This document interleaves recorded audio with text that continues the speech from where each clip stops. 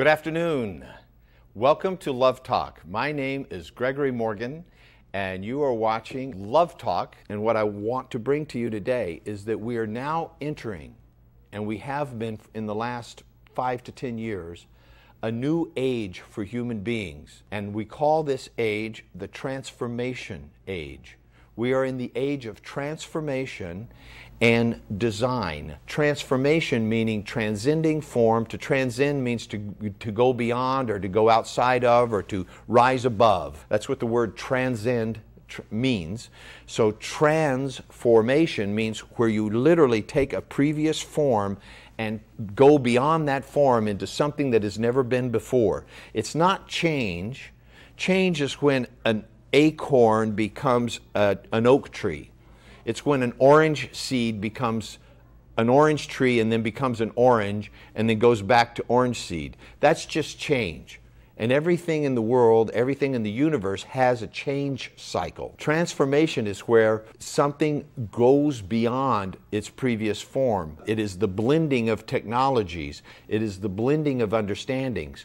So at this time in our life, the transformation age, different religions, different philosophies, different ways of life, different cultures from all over the world are becoming more and more alike. The emphasis is more on our similarities, what is the same about us, what works together, rather than what is disparate or what doesn't work or what pulls us apart. People are searching, they are interested in, and they are only, for the most part, going to buy or purchase objects, things, or services that allow for them to transform themselves, to transform their life, to actually rise above or transcend their current state of life. And that is fed by several factors. One of the factors is that we have become so successful through automation, which I mentioned earlier, at producing an abundance of things. So much of what we need now is so readily available and inexpensive. We talked about just objects, just things, right? Go to any Target, and which you could find anywhere in anywhere in the Western world. You'll find things like Target, Walmart, Costco, all of these warehouse type selling centers, the outlet malls, where an abundance of things to be had for a very small price. The average family can have an abundance of things that people of that same income bracket couldn't even begin to think of having even just 10 years ago. Same income, same bracket, same strata of society, and you couldn't begin to have access to some of the designer clothes, shoes, appliances, housewares of all kinds, furniture, technology, all kinds of television, computers, iPods, telephones that are cheap. They're very inexpensive. They're practically giving them away. That abundance has changed things dramatically. The fact that stuff is so readily available makes it inexpensive. Add to that stuff can be made by machinery, which makes automatically, so you don't even need human beings hardly to make it. You need very few human beings to make stuff because machinery can make it and computers can make it. And then add to that one other factor, which we're calling Asia. Okay, the fact that almost all jobs that used to be done in the Western world, in the industrialized world, is now gladly done in third world countries where the industrial age is beginning to start booming. So an age that is fading out for the people of the industrialized nations is becoming the new thing for China, India, Korea, so many of the Asian nations. Somebody who makes $60,000 over a year over here, that same job can be done for $9,000 or $6,000 a year over there, and just as well as it was done here. So there's no longer a need to have it done here. So our attention in the Western world, in those industrialized nations, has shifted from being concerned with survival and stuff to being concerned with, being interested in the quality of our life. What is the meaning of our life? What is the purpose we are here? Who am I really? Why am I interested in the things that I'm interested in? Why is it that I do what I do? What benefit does it have for the world at large? Does my life make a difference? Are my beliefs, which were handed down to me from my parents and from my culture, are they still valid today? Do they still matter? These are the kind of questions that people are asking. These are the kind of questions that you and I wake up to every morning. Anybody that's at home watching this show right now on a television, through a satellite, I want you to look around the room you're sitting in. There's probably no furniture missing. There's probably food in the icebox. There's probably a nice car outside, and you probably have a job to go to tomorrow or today or tonight. But you have money in your bank account. You're not worried about survival. What you're watching this show for is because what you're concerned about is the quality of your life. And the quality of your life depends upon your relationships with other human beings. The meaning of your life is not derived only from your relationships with other human beings, but how you know that your life has meaning is through the relationships that you have with other human beings. How are your relationships going? How many times today have you said I love you to someone or heard that you are loved from someone? How many times have you made it a point to let somebody know that you care about them? Or has somebody gone out of their way to let you know that they appreciate you, that your life makes a difference for them, that they're happy that you're here? Those are the things that make life be rich, that make life be transcendent, that rise us above the material, day-to-day, measurable world and give our life significance and meaning. Those moments are transcendental or transformational moments. And that is the work, that is the purpose of my life. My life is only about how can I continue to learn and grow and cause growth, not only for myself, but everyone around me and for my community, for your community, for the world that I live in, and for humanity at large. So it has gone beyond just being in love with myself and my own little petty concerns, or being in love with my wife and our relationship, or being in love with my family and what concerns us as a family or a tribe or a culture. And it has gone way beyond that to who are we as human beings? What is our species going to, will it survive? Will it grow through the terrible pains that it's having right now, as even as I speak, thousands of people are out trying to kill each other right now. They're planning on how to make a bomb, or how to clean a gun, or how to avoid getting blown up, or how to blow somebody else up. Thousands of people are doing that right now on our planet. And you and I may even know some of them. You and I may know people who are either in the military or who are in some way or another involved in how to either protect us from being hurt or how to hurt other people. You may know police officers or fire department people. There are heroes in our life every day who put their life at risk to go out and protect us from other people who are actually trying to hurt other people. So what are we as a human being, as a species, when we actually have to spend millions and millions of dollars per second? Just as I'm sitting here in the short time that I've been talking, and some of you may think, well, he sure is talking a long time. I'm beginning to think that myself. But in the time that I have been talking, multiple millions of dollars have been spent on warfare. What does that say about us as human beings? How much of our lives would be changed personally on a day-to-day basis for all of the people of the world if each of us were spending money, time, and energy trying to make or attempting to make in our own way the world a better place? So that's what we're going to talk about here on Embrace Growth. That's what I like to talk about. How are your relationships going with other human beings? How's your relationship with your wife or your husband or your boyfriend or your fiance or your son or daughter or your parents? How is your relationships at work? Those are the kind of things that I will open the phone lines and take your questions. I wish you a happy Nowruz, because Nowruz is a time of purification, a time of celebration of new life. As the winter it begins to fade and the spring begins to open up, there is more light in our daily lives.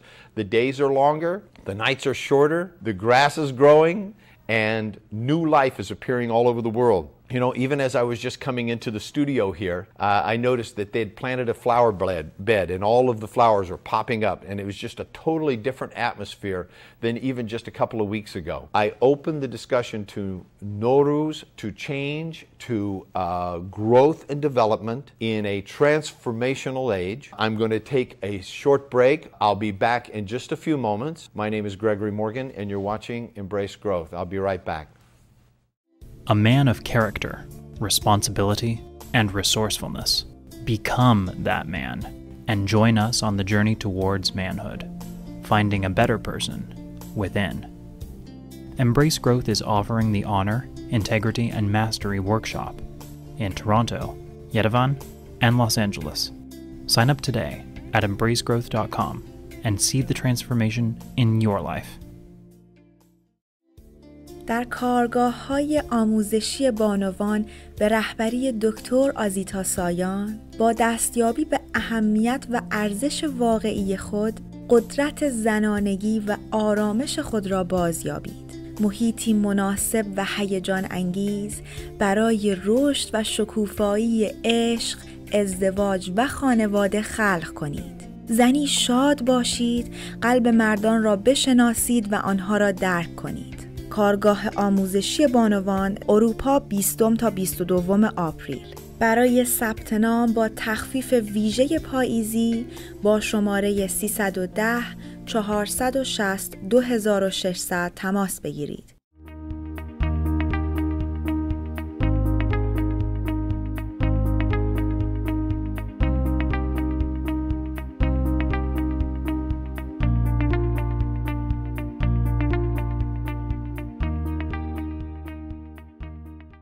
We don't treat the symptoms. We treat the source or the cause of the symptom. We have an understanding at Embrace Growth that everything that comes our way in our life is there for our growth and development. If we push it away or try to avoid it or blame someone else for it or attempt to in some way deflect it, then we avoid the lesson, and that's why some of you keep having the same lessons over and over and over again, the same hardships, the same trials, the same difficulties, because you never actually embrace it. You never actually take it into your life and go, what is this teaching me? What is there to learn here in this lesson that will make me a wiser, stronger, deeper person, a person with more compassion, more understanding and wisdom, and more integrity? What is it that I keep doing that's causing this to show up in my life? So that's what Embrace Growth deals with. Maybe you're depressed about it, maybe you're upset about it, maybe you're sad or angry about it, but that is just a symptom. That is just the fruit on the tree. And we use this symbol of a tree because underneath the ground is the roots of the tree. Where does the tree get its energy? The tree gets its energy from the roots, from the soil, from the moisture in the soil and the nutrients in the soil, and also obviously from photosynthesis, from the leaves, from the sun, which is very much like your spiritual inspiration. Whatever spiritual means to you, whatever inspires you and moves you, is like the light coming into a tree. And whatever is dark and underneath the surface of the soil, what is underneath the surface of the soil and can't be seen, is actually what makes the tree strong. It's what makes the tree grow and what makes the tree have fruit. And most of us are only focused on the fruit. You know, if you never water that tree, if you never give it fertilizer or sun, the fruits are going to be no good. Maybe it won't have fruits, or maybe they'll be rotten, or maybe they'll be sour, but it won't be a fruit that will bring you nourishment and happiness and well-being. And so many people live their lives focused only on the fruit. They only care about what am I going to get from this. They're never thinking about what do I need to do to make this grow and be powerful so that it, not only do I become nourished by this life, this tree, but that it provides nourishment and well-being for other people in the world. You know, we're not separate. We're all connected. We have moved into an age that is called the transformation age. Now, for some of you, you may have heard it, you may not have heard it. I said the transformation and design age. The transformation age, I explained. And transformation has to do about transcending form. in the roots are the fruits of a tree. If you want to have strong, powerful fruit, you must take care of the root. And so at Embrace Growth, the type of work that we do with individuals and families and couples and in our workshops, and you'll find it throughout all of the work that is on our CDs and DVDs, is all about nurturing and healing the roots. What is in psychology, we call it the unconscious, the subconscious, that part of us that is below the level of our consciousness. When we're talking about a tree as a metaphor, the part that we see, the part that you can see, touch, taste, smell, that's above the ground, we'll call that the consciousness, because you're conscious of it, you're aware of it. The part that is below the ground, that you don't see, where everything's coming from, we'll call that the subconscious. And many people have soils that are poisonous to the tree.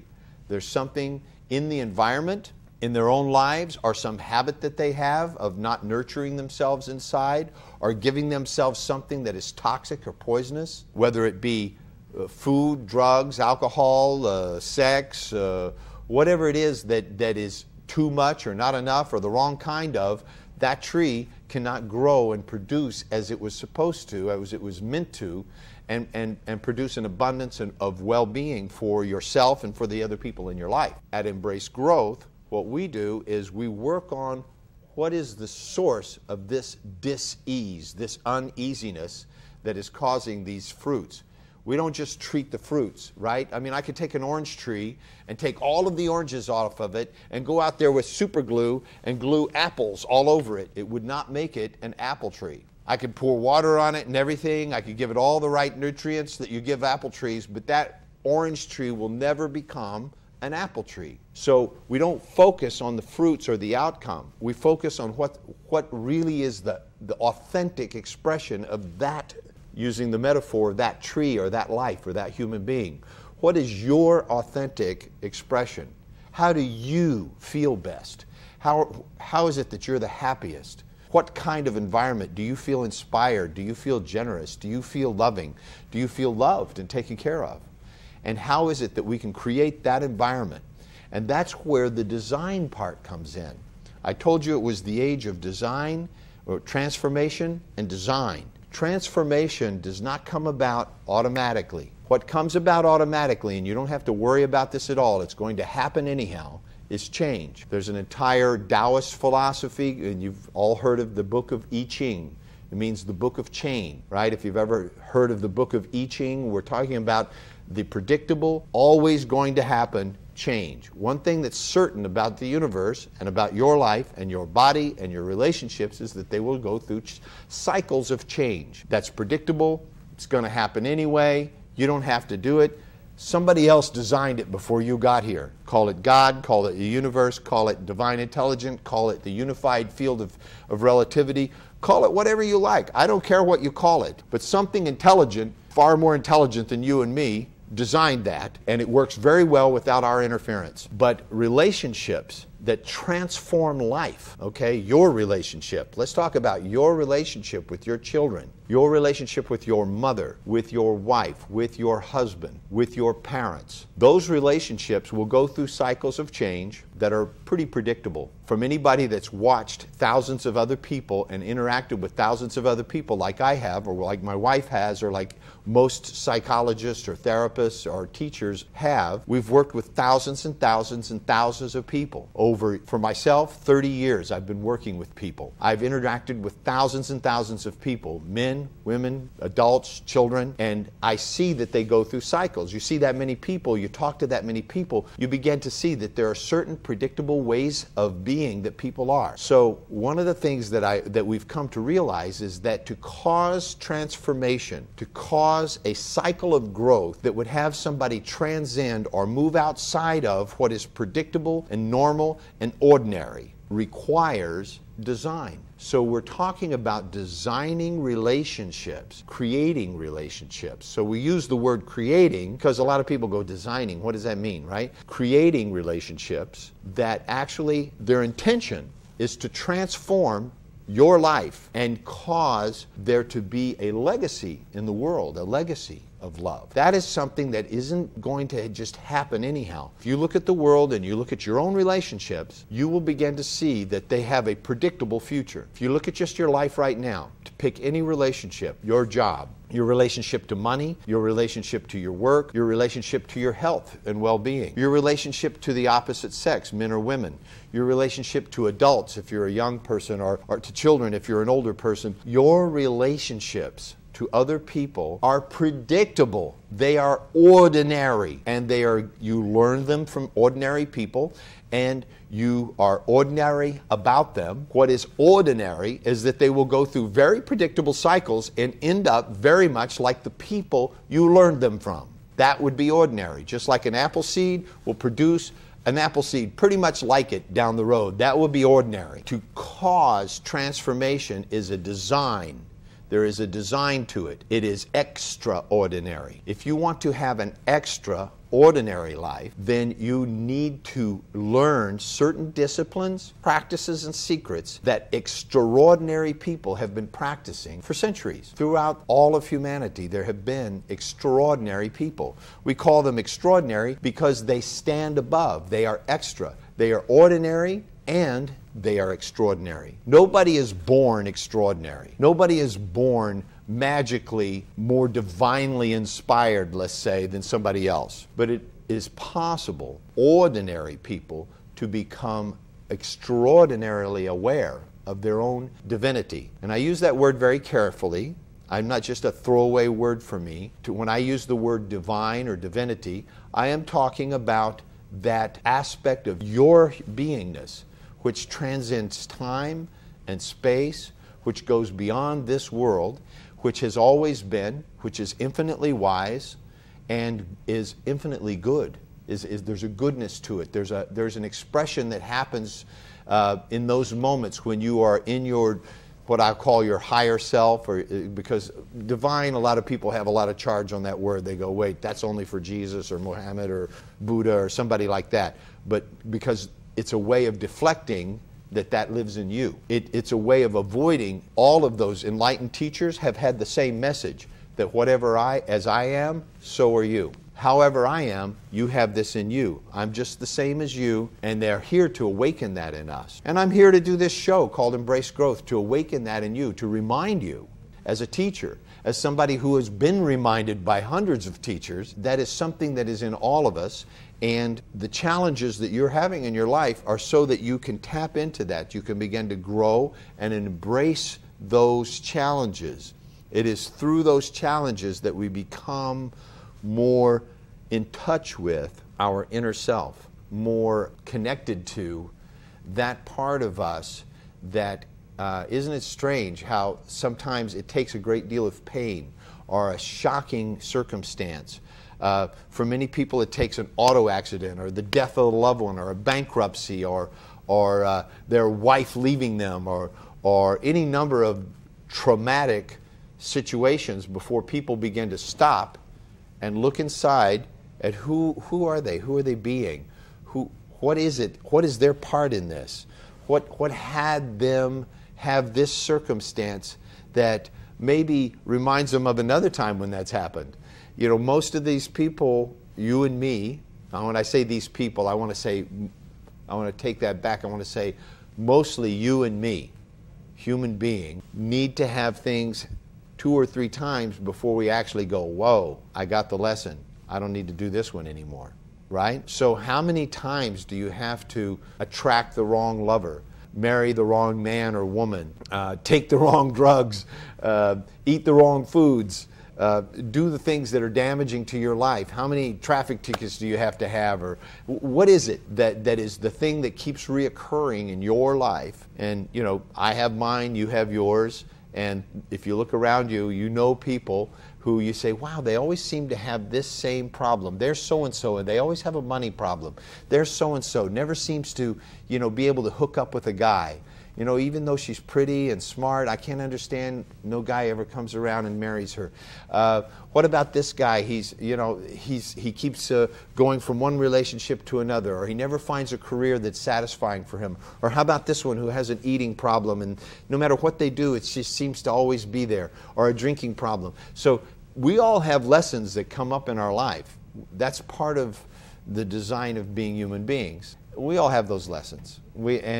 And depending on how we handle those lessons, we can either grow from them and never have to have that lesson again. You know, when you learn a lesson, you never have to have it again. I heard it from Wayne Dwyer, but I think he quoted somebody else in saying that a mind stretched beyond its current limits never returns to its previous state. A mind stretched beyond its current limits never returns to its previous state.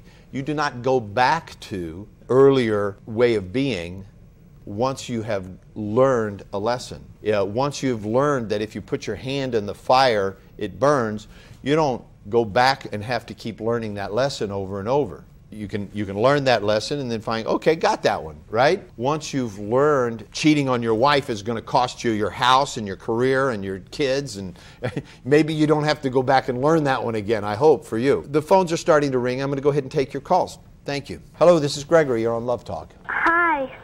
Hi, how are you? Good, thank you. I'm Ida, and I just want to say thank you that you're on the TV, and my mom's always saying how she always watches you, and she always says how she's so happy that people are like you on TV, and I just want to say thank you for that. Ida, thank you so much for calling. Where do you mind if I ask how old are you and where you're calling from? I'm 12, from Philly. Wow. From Philly? Yeah.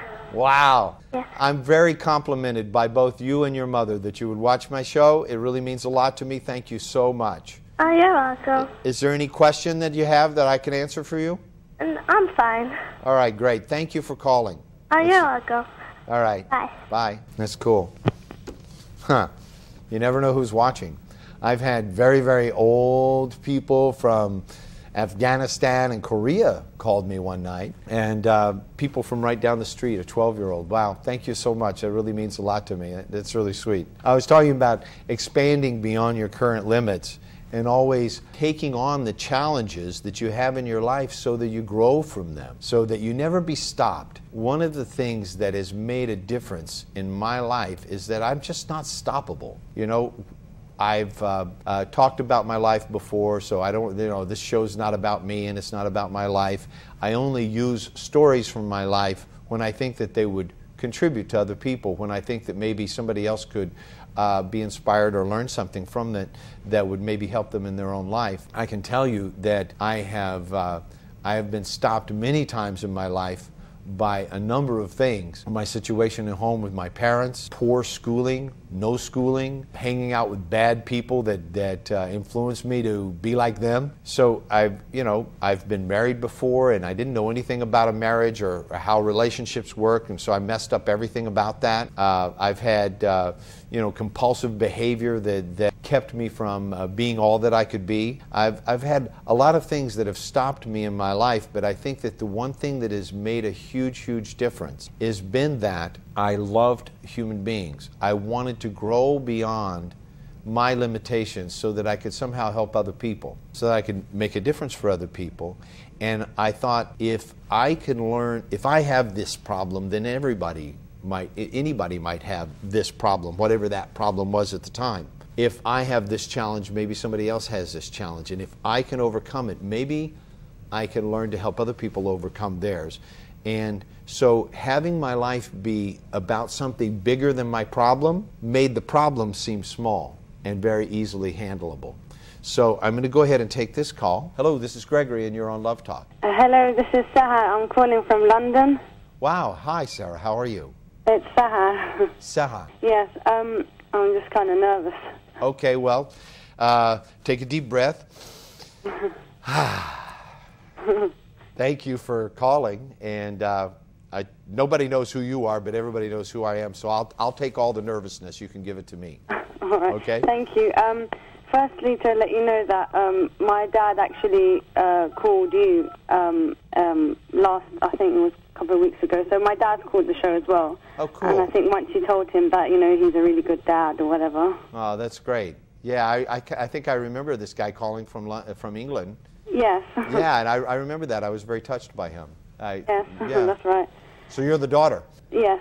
Yeah. I just wanted to, basically my problem is that, I mean, I don't know if it's a problem or not, but in 2 weeks' time I'll be 18, and I like this boy who, he's got a girlfriend, and his girlfriend is actually one of my good friends as well, who I've known for some time, and I'm not sure what to do about that. It's a pretty short answer, Sarah. Yeah. And you already know it, right? Yeah. What do you think I'm going to say? Move on? Hands off, right? Yeah. Hands off. Don't flirt with him. Don't let him know you like him. Nothing. Don't accept any calls from him. Nothing. We both go to the same school, so we see each other every day. Are you saying that I should completely ignore him? I don't think that you necessarily need to ignore him, but I'm very fully aware of all the millions of little things that women do that flirt with men and let them know that they like them, right? Yeah. Little smile, little things around the eyes, the way they move their hair, Yeah. how they stand, how they adjust their clothing whenever I'm around. I can tell who likes me and who doesn't. Yeah. Right? And so you got to do none of that stuff. You have to have a boundary around you when you're interacting with this fellow, like this is a friend and there ain't nothing ever going to happen, okay? That's your girlfriend's boyfriend, okay? And it's totally inappropriate, okay? Yeah. Here's the thing. Even if you got with this guy, let me tell you predictably how it would turn out. Okay. Okay? If he got with you, he would be cheating on your girlfriend, his girlfriend. Yeah. Which makes him an untrustable person, right? Yes. I wouldn't trust him, right? No, I wouldn't either, no. Right. So he's not a trustable person. Whatever he does with her to you, he's going to do with somebody else also. You understand? That's right. So he's not a reliable, trustable person, which is normal for an 18-year-old guy, right? Yeah. Pretty normal, right? And you could lose a friend. Yeah. But what's worse, the worst part of all of it, is that for yourself, you become something that you don't respect. Would you respect that in another? No, I wouldn't. It's not respectable. There's no way you can respect that. It's just disrespectable. Yeah. And so you want to maintain, the most important thing for a woman is to maintain her own sense of inner virtue. I'm not talking about morally, what's good or bad or right or wrong, right? Correct. I'm just talking about what would you respect. True, yeah. Your own sense of values. Never violate your own values. They have the highest cost of all. When you violate your own values, you become someone for yourself, to yourself. Because listen, you're not just in relationship with other people. You have a relationship before all of those that's your primary relationship, and that's your relationship with yourself, yes? That's correct. When you're alone, you're tying your shoes, you're brushing your teeth, you're in the shower, you're going to bed at night, you're alone, you have to deal with you, right? There's always a sort of internal dialogue that we have with ourselves, right? Yeah. And many of us end up not liking ourselves. You ever met somebody that didn't really like themselves? Yes. They're a mess, aren't they? Yeah. They don't look right, they don't smell right, they don't act right, they're just something weird about them, Yes. right? And the world's full of them. Yeah. Right? The world is full of people who have a dishonorable relationship with their own self. So what I'm actually counseling you in here is always respect your own highest value. Yes. And it will never lead you wrong. Your heart knows what's right. Before you made this call, you knew what was right. I respect that you made the call. I'm glad that you made the call, because there are thousands of women just like you who are having that same question right now. Yeah. So you've actually helped a lot of people by asking this question. Thank you. I know it's not, life isn't always what we want, Yeah. right? But you have to stand for something that you believe in, or else you'll stand for anything. The next guy that wants to cheat on his wife or girlfriend or something that comes along, you've already compromised yourself. You've already lowered your own standards. So you kind of get used to it. That's the problem. You ever have like your sink, your kitchen totally clean, and you put one dirty dish in the sink? Yeah. Then you might as well put another, right? Yeah. Yeah, and then pretty soon the whole place is dirty and you kind of get used to it.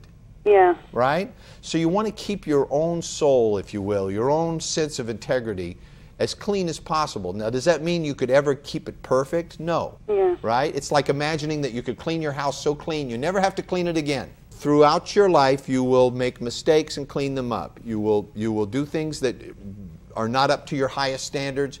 You'll pay the price and you'll get back on track, right? Okay. So people like me and your friends should be this for you too, right? But unfortunately, your friends have been raised by the same culture of just everything is everything and it's all okay, and don't be so uptight, right? The level of integrity and standards has been lowered quite a bit for your generation, unfortunately. I completely agree with you, yes. Yeah. So who do you go to normally? You might ask this to one of your girlfriends who would say, oh, it's okay, right? Actually, I have asked many of my friends, about, what they think, and actually one of my friends said wishful thinking.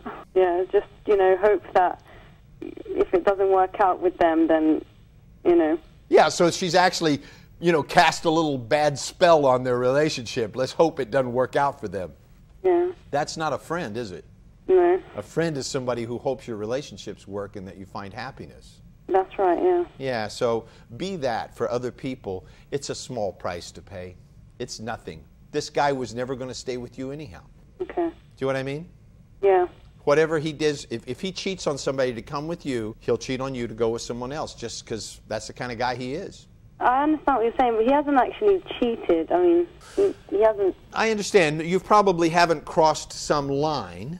No. But you're thinking about it. And he's probably thinking about it too. Yeah. Yeah, so stop thinking about it. Just, if anything, if you really want to have this handled, okay, say, just in case there's any imagining in your mind that there's any chance of having a relationship with me, you're having a relationship with my girlfriend, and you and me ain't never going to happen. So forget it, put it out of your mind, because I have. Okay, but still when I see him in school, still say hello to him, but... We can be friends. We can be friends, and that's all it's ever going to be. Don't even think about anything else. What if they break up still? Well, I don't know what the code of honor is with women, but with men, it's like, what, you go with my old girlfriend? You got, even though I don't want her anymore, it's like makes me mad. Okay. That's how guys are. They're more territorial. I don't know how girls are, but I would imagine, well, I have no idea. Okay. Honestly, your generation has got a different set of ethics and morals that I don't understand, and she may go, oh, so what? It's no big deal. Or she may say, what do you mean going out with my ex-boyfriend? I was hoping we would get back together. So you got to find out where your loyalty lies. Okay. Is your loyalty with your friend, or are you just using her until something better comes along and then you'll throw her away? Like, you got to see what your loyalty is about. Another sort of question that links into this, and All right. It might be a bit random, but because I'm having a birthday party coming soon, and I was going to invite both Guy and my friend. Yeah. Is that okay to do that? Like, why not? As long as you draw the line, like I said. I had a very dear friend one time, and he was married to a beautiful woman, and he was a super handsome guy. I mean, he was like Elvis or something, okay? Girls just went nuts around this guy. He's just like this really handsome, intelligent guy that every time he came around, girls would all act weird. And this one woman who was way too young for him anyhow just kept flirting with him and flirting with him and flirting with him. And she would always do, set very sexy and wear sexy clothes around and all like that, right? When he was there, particularly when his wife wasn't there, and it was in a business situation. And I watched him one time. He didn't think I heard him because I was sort of just outside the door, but I saw him. He told her to come in. He said, I want to talk to you. And she came in and she was all excited and everything and flirty. And he took her and he looked her straight in the eyes. He says, look, you know those fantasies that you have about you and me? They're never going to happen, ever. So will you cut it out? Just stop it, Okay. You're here for business. I'm married. We can be friends. Stop acting like there's anything between you and me. Cut it out. It's not going to happen. And I want you to know it stopped, okay? Now, maybe you're not going to talk that straight with people, but I learned something from that guy that day. What did you learn? Well, I learned that it's one thing to sort of enjoy he was in his 40s and she was in her 20s, and I can imagine that it would be enjoyable to have that kind of attention from a young, pretty girl, right? Correct. Yeah, it's enjoyable to have somebody give you a lot of sexy attention. But there's a certain point at which it becomes an integrity issue if you're letting her think that something could ever be possible. Because now, even though nothing has happened, you're kind of cheating on your wife. You're having some of your sexual energy going over here in this direction when you've said that you wouldn't do that as a man. So I learned how to close the door in such a way that it was gentle but firm. Yeah. You know? Gentle but firm. Look, that thing, it ain't never going to happen. It doesn't mean he didn't like her or wasn't attracted to her. He was. But he had standards that he believed in, that he lived by. Yeah. You know, so I took that on in my own life. I saw that I had some open doors in my life where, you know, I was always enjoying the flirtations of women and stuff, and then that it was troublesome to my wife, that it was like, you know, women are always flirting with you. And so I began to have a certain way of being about me that even though women may flirt with me, I can appreciate it, but nothing, they don't ever get any feeling like anything is ever going to happen, because it's not, right? There's a boundary and they know. Yeah, one person once said to me, you know, it's not, I mean, they turned around and they said, you know, it's not like they're married, they're just girlfriend or boyfriend, but I don't know what to think of that. You got to see where your own loyalty lies. You're kind of, I know you don't like my answer, so you keep asking the same question in different fashion, but it's always the same question. Yeah, okay, so it is, move isn't on, it? basically. Yeah, you just don't like the answer. You know the answer. Okay. Okay? I've told it to you about 4 different ways, and there's people on the line, so I want to take their calls. All right, Did this help you at all? I know you didn't like it, but did it help? No, it did help, it did help. All right. Thank you very much. You bet. Thank you for calling from England. That's great. Thank you so much. Bye-bye. Bye. Bye. Hello, this is Gregory. Thank you for holding. I know that you've been on the line for a long time. That's all right. I actually wish to not mention my name, if that's all right with you. It's fine with me. I'm always interested in what part of the world people are coming from, but that's just for my own interest. Oh, okay. I'm coming from Washington, D.C. Cool. Great. Yeah, you don't have to say your name. Nobody has to say their name on the air.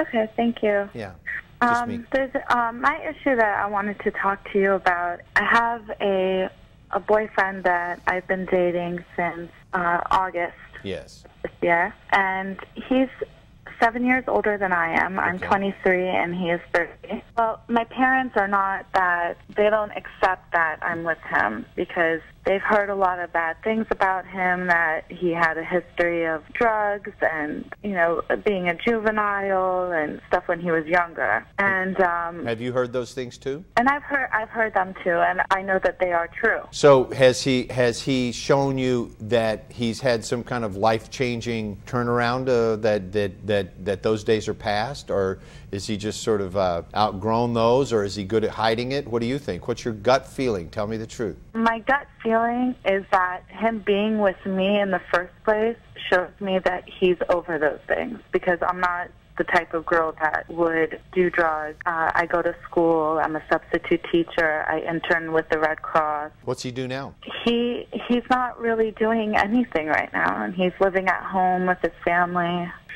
And he doesn't have a job? No, he doesn't have a job. So let me ask you something. But he's working with his father. Let me ask you something. Yeah. What in the world does you or any woman of your age want with a guy who's 30 years old, doesn't have a house of his own, a job of his own, a career of his own, has no future? He is not a marriageable man, and I can tell you 5 reasons why. He's not somebody that's going to get married anytime soon. I can tell you that right now. And if he did, you'd be paying the rent, buying the groceries, working, while he does who knows what at home, since in 30 years, he hasn't gotten it together yet. Right.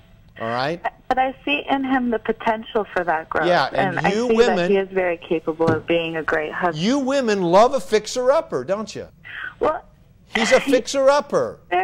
He's a I fixer-upper. don't want to fix him He's up. a project for you. That's why you're a school teacher.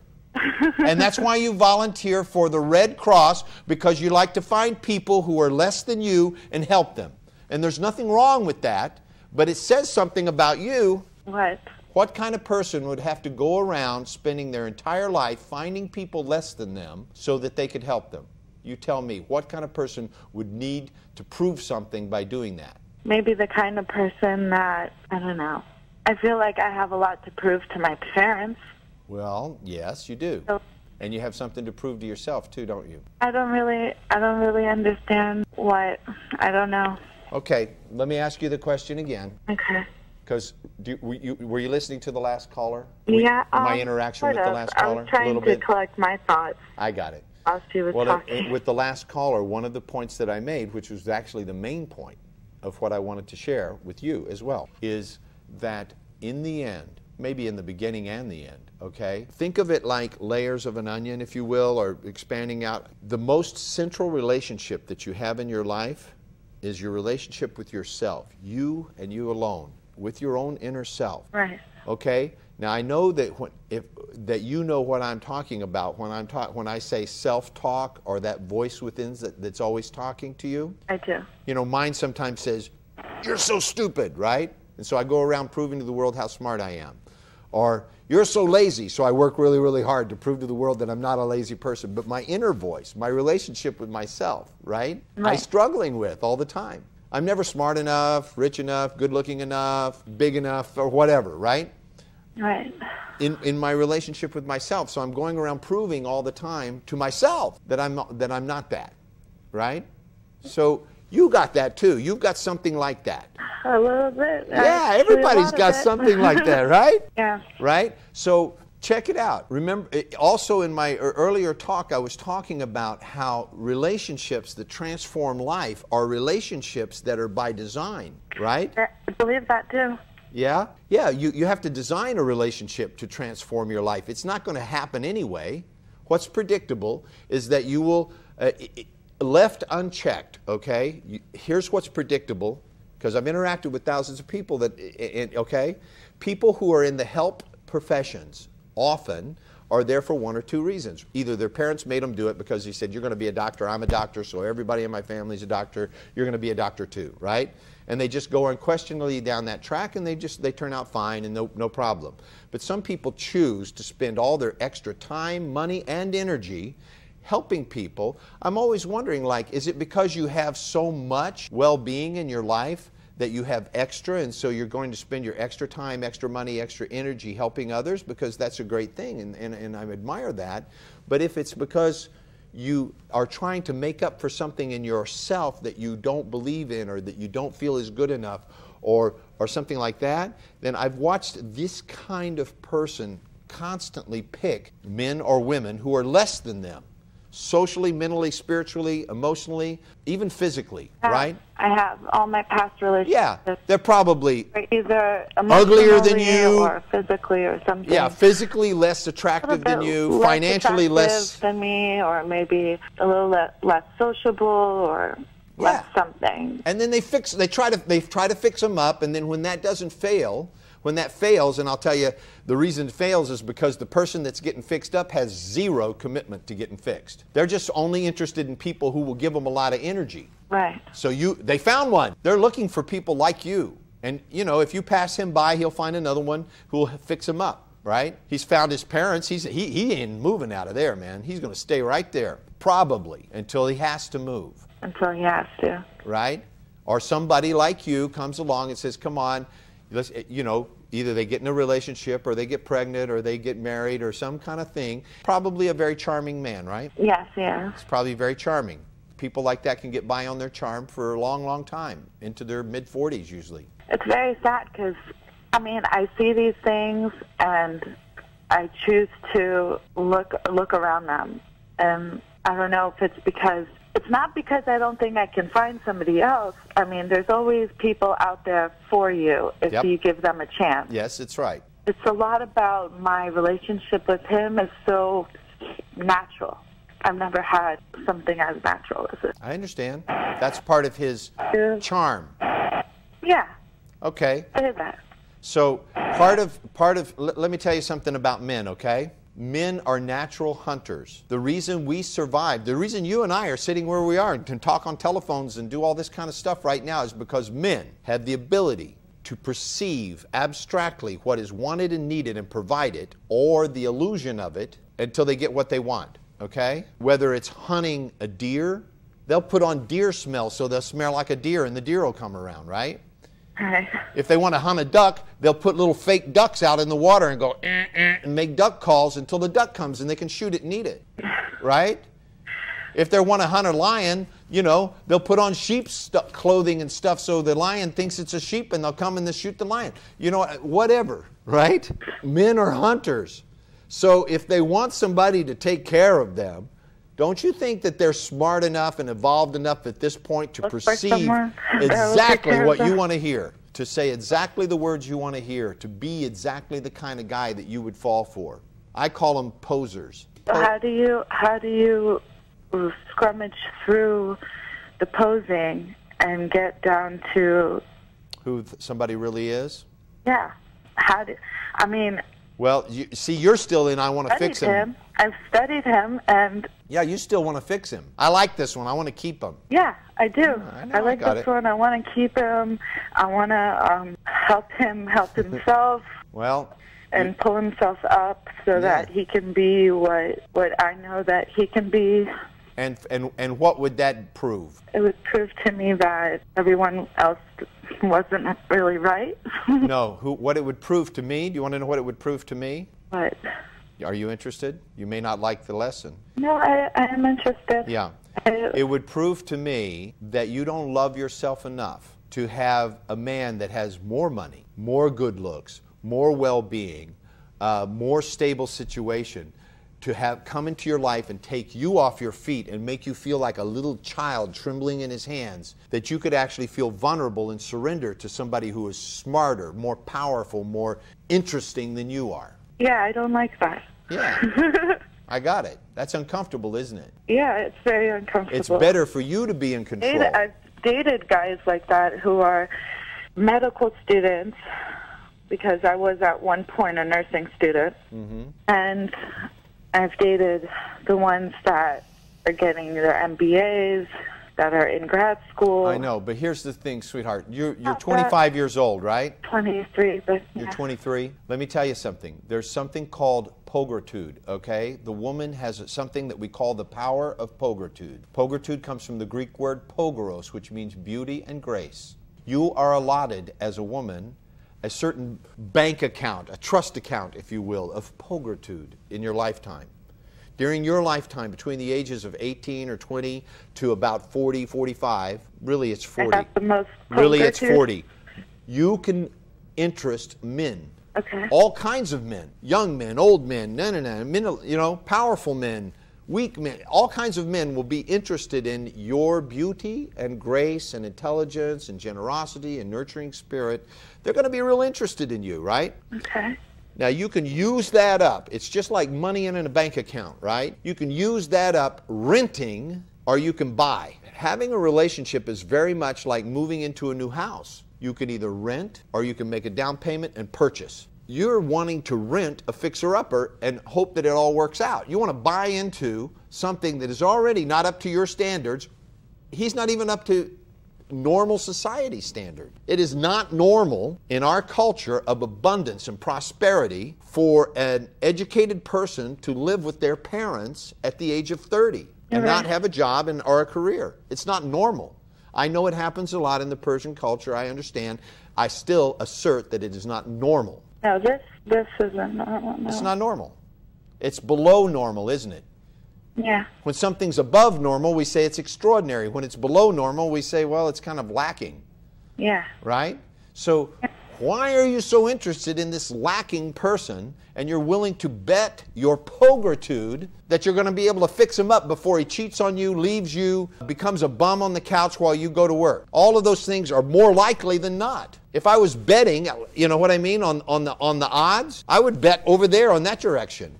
That's probably how that would go, given the statistical knowledge that I have from working with thousands of people. That is more predictable than that he's going to turn his life around because thank God you showed up, took care of him, helped him along, and he suddenly had a breakthrough in who he was being and became this successful person that didn't need to be taken care of and that could take care of you and some children for the rest of his life. What do you think the odds are of that? Which one would you think is more likely? I would say that it's more likely than not that he would, that he would not turn himself around, grow, or become all these things that I'm hoping that he would be. I know, and it's heartbreaking because I'm sure he's a very charming guy, but let him go charm the pants off of somebody else. You know, my advice to you as a woman is that you have a very high standard. Look, buddy, you want to have sex with me, you want to have a relationship with me, you want to be intimate with me. Let me tell you something. He doesn't try to be intimate Well, with I know, me. but I'm just, whatever. I'm trying to tell you as a woman a place to stand, not so much what to say, okay? I'm trying to give you a place that you can take a stand. Because unless you stand for something, you'll stand for anything. Right now you're standing for anything. Take a stand for your own integrity, okay? Don't try to fix some guy up just because he's charming. Okay, and if you need to talk to me, my number's on the line, 310-460-2600. I'll be happy to speak with you, okay? Okay, thank you. You bet. So I'm going to wind the show up. My name is Gregory Morgan. The best of all of you from my heart to yours, and I'll see you very soon on Love Talk. The Embrace Growth app is finally here. You start by signing in, just as you would online, and from there, you'll see all of your account settings. Once in the app, you'll have access to events and all of Embrace Growth's original content. Registering for workshops and seminars is easier than ever, and tools for managing your profile and options are built right in. Schedule private sessions and connect with the global Embrace Growth community. Download it today on the App Store.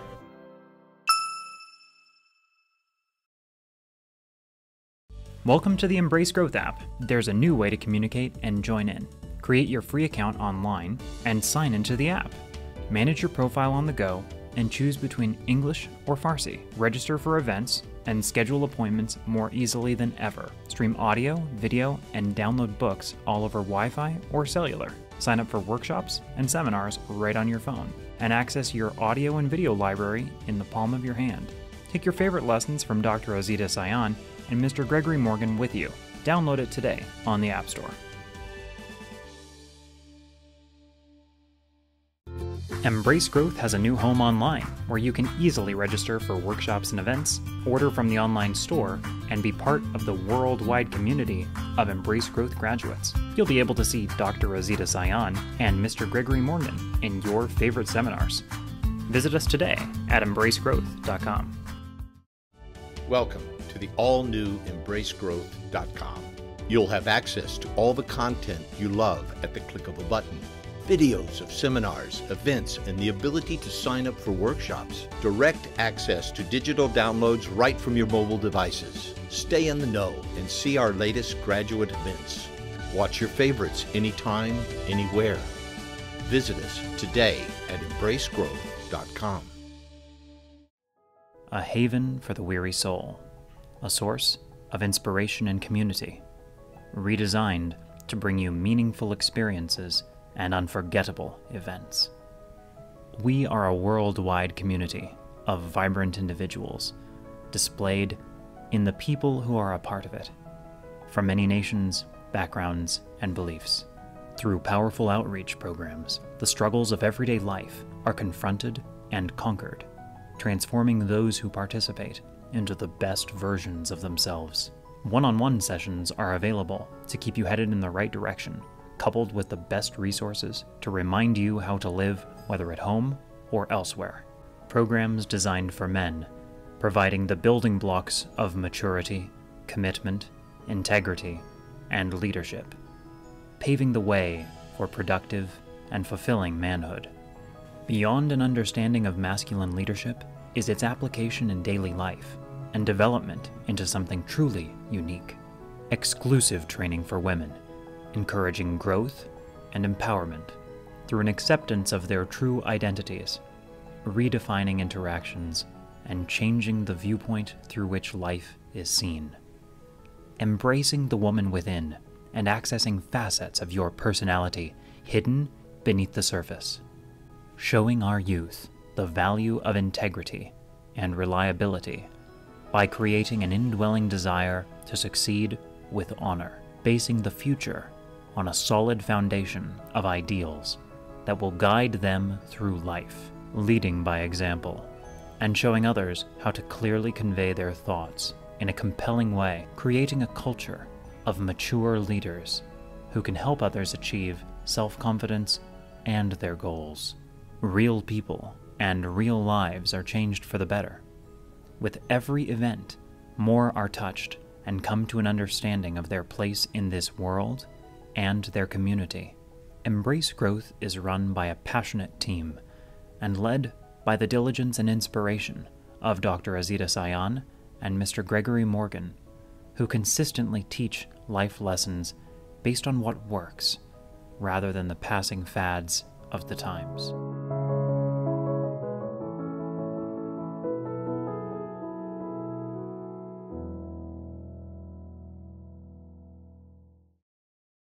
برنامه دنیای عشق با دکتر آزیتا سایان، برنامه‌ای که تمامی سوالهای شما را جواب می‌دهد. ازدواج، عشق، سکس، همجنسگرایی، فرزندان، والدین، خیانت. از یوتیوب لایو استریم، فیسبوک و اینستاگرام لایو. سه‌شنبه ها و پنجشنبه ها 10 شب به وقت ایران و 10:30 صبح به وقت لس آنجلس. تلفن تماس با استودیو 818 532 66 55.